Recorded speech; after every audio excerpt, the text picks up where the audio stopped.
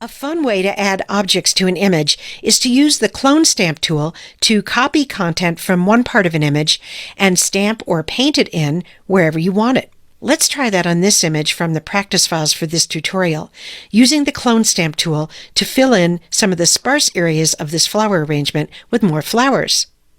Go to the Tools panel and select the clone stamp tool, which is here. Hover over the image to check your brush tip. My brush tip is very small on this large image, so I'm going to go up to the options bar for the clone stamp tool and click the brush picker. And there I'll drag the size slider to the right to make my brush tip bigger. It's also a good idea to increase the hardness of this brush from its default of 0. I'm going to put it way up here. And then click in a blank area to close the brush picker. Now we're going to load the clone stamp tool with an object to copy, sort of like you would load a paintbrush with paint. To do that, move down to the bottom right of the image over these flowers, and then hold down the Option key on a Mac or the Alt key on Windows. Notice that the brush tip changes to a target icon. Click there, and then release your finger from the Option or Alt key, and the brush tip changes to its normal view.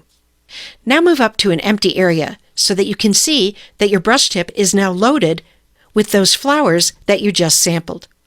Click and drag, and you're painting with the flowers.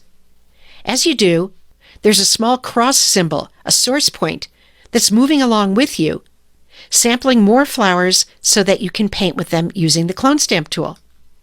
Now that you have an idea of how this works, let's try this to fill in the flower arrangement. First, let's undo what we've painted here by pressing Command-Z on the Mac or Control-Z on a PC. And if you need to step back more steps, go up to the Edit menu and use Step Backward. Then, move over the flower arrangement and hold down the Option key or the Alt key on Windows. The cursor changes to a target, click, and release your finger from the Option or Alt key. And then move over an area where you need more flowers and start painting. And you can see that the source point is moving along with you, adding more content to this image. If you get a result that you don't like, try loading your brush with different flowers. Hold down the Option or Alt key again somewhere else, and then release your finger and paint over the area that you didn't like. Go ahead and continue the same way on your own, loading your brush tip with flowers and cloning them in to fill out that flower arrangement. If you'd like to see an example, here's an example I've been working on. And here are some tips to help you as you work. As you go, try loading your clone stamp from different areas of the image so you don't get a telltale repeating pattern. And you can also change your brush size as you work to clone smaller or larger areas. Take your time and have fun with this. When you get a result that you like, go up to the File menu, choose Save As, and save your image in the Photoshop or PSD format. And don't forget to try this fun technique on your own images. It's always amazing to see how Photoshop can remove a large object or sometimes even a person from an image. One way to try removing a large object is by filling over it with a special fill command, Content Aware Fill. Let's try it on this image, where we can remove this large wooden walkway. The first step is to make a rough selection around the object you want to remove. We'll use the lasso tool, but you could use a different selection tool of your choice, keeping in mind that your selection has to include a little of the background, as you'll see. I'm going to click on the lasso tool in the Tools panel, and then move into the image and draw a selection outside the walkway. Now this is important. You have to include a small bit of the surrounding area inside the selection all the way around. Down at the bottom, I'm going to go outside the document window and all the way around and back to the beginning, and then release my finger from the mouse or trackpad to complete the selection. Now comes the main step. Go up to the Edit menu and choose Fill, and in the Fill dialog box, go to the Contents menu and choose Content Aware. Then just click OK. In just a second, the walkway is gone. Let's deselect by going to the Select menu and choosing Deselect, or using the keyboard shortcut Command+D on Mac, Control+D on Windows. What Photoshop has done is to automatically take some grass from outside of the walkway, use it to cover up the walkway, and then blend the result in with the surrounding area. It really is amazing. Now here's a bonus tip. If you see any blurry areas where the walkway was, you can try using the Clone Stamp tool to cover that area. To do that, go over to the Tools panel and select the Clone Stamp tool, and then go up to its Options bar, to the Opacity slider, click there, and drag the Opacity slider to the left to lower the strength or the opacity of the Clone Stamp tool, and then click in a blank area to close that slider. Move into the image and find some grass that isn't blurry. If your brush tip is really small, press the right bracket key on the keyboard, which is near the P key on the keyboard, a couple of times to make the brush tip bigger.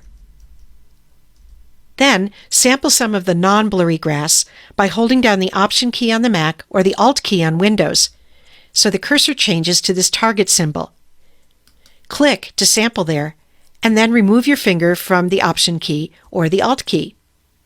Now move over the area that's a little bit blurry and click and drag to add some texture back in there. If you do like the result, go up to the File menu, choose Save As, and save your image in the Photoshop format. You'll be surprised at how big a change you can make to an image by removing large items. With only a few clicks, you have a whole new image to display or to use as a background for a new design. In this video, we'll go over some basics about Photoshop's brush style tools. If you're following along, open this image from the downloadable practice files for this tutorial. There are a number of tools other than just the brush tool that use brush tips. For example, the Clone Stamp tool, the Eraser tool, the Dodge tool, and more. So even if you don't do illustration in Photoshop, this video is relevant for you. One thing those tools have in common is they have a brush picker in their options bar where you go to choose the brush tip and set its size and hardness for the tool. So let's take a minute to go over what the brush pickers offer. Let's select the brush tool, and then let's go up to the options bar and click on the icon that looks like a brush tip. That opens this window called the brush picker. In the brush picker, you can choose a shape of tool, and there are many to choose from, everything from a leaf shape to a grass shape to a round shape. I'm going to click on one of the round shapes here, and you can vary the size and the hardness of the brush. Let's see what a hard brush looks like. I'll move into the image, and I happen to have a white color swatch selected. You can use any color you like if you're following along. I'm going to click and drag, and as you can see, this brush stroke has a really hard edge. Now if I go back to the brush picker again, and I drag the hardness slider the other way towards soft, and I drag in the image, I get a very different looking effect, a soft-edged brush stroke. You can also change the size of a brush here in the brush picker.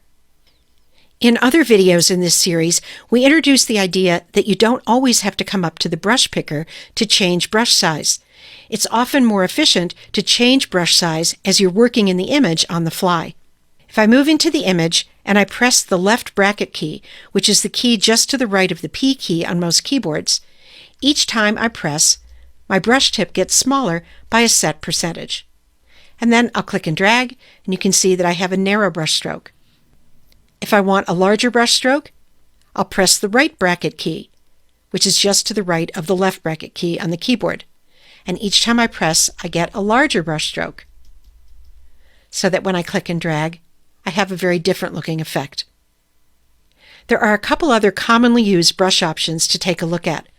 One, up here in the options bar, is opacity.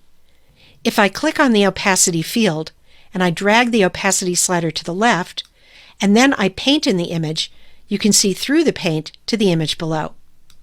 Next to the opacity field in the options bar is the blend mode field. These various blend modes control how the colors of the paint that the brush applies interact with colors already in the image. This is similar to layer blend modes in the Layers panel, which we'll cover later in this tutorial series. When you're painting with the brush tool on a photograph like this, there's one blend mode you'll find particularly useful, and that's the color blend mode down here. I'm going to select that from the menu, and then I'll go up and I'll change the opacity back to 100%. And I'm going to select another color in the swatches panel, but you can use any color you like. Now when I move into the image and I paint, as you can see, the brush isn't laying down flat paint. Instead, it's applying a color tint to the flower that lets the tonal values of the image show through. And this is very useful for changing the color of objects in photographs. To finish this off, I'm going to go up to the File menu, and I'm going to choose Revert, which takes the image all the way back to the way it looked at the beginning of this video. Let's select the Quick Selection tool in the Tools panel, and then move over the flower and click and drag to quickly select it. Then go back and get the Brush tool again, move into the image, and press the right bracket key a few times to make your brush tip big. Then click and drag, and you don't have to be careful about where you're painting because the selection limits the area where the paint is laid down. Finally, press Command-D on the Mac or Control-D on Windows to deselect. So that's a quick and easy way to change the color of an image in a photograph using the Brush tool and the Color Blend mode. So that's a look at some basics about brush style tools. Brushes and color are topics that go hand in hand. Next, we'll take a deeper look at choosing and using colors.